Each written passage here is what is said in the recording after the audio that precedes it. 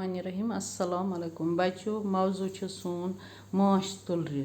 जमात छ 8वीं हन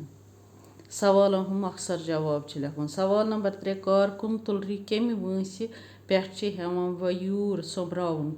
जवाब कारकुन तुलरि छ 11 दोहन हंसि वंसि पेठ वयूर सोब्राउन शुरू करन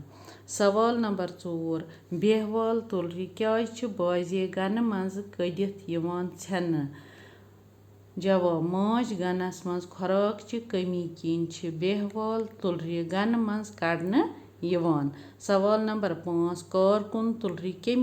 कुम काम छ करान जवाब कारकुन तुलरियन लार्वा ख्यावन चावन मोम त्रावन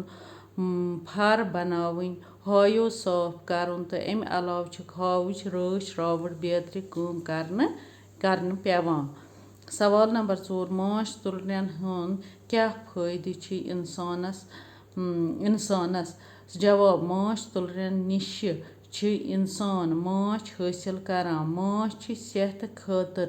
सठा मुफीद तो केह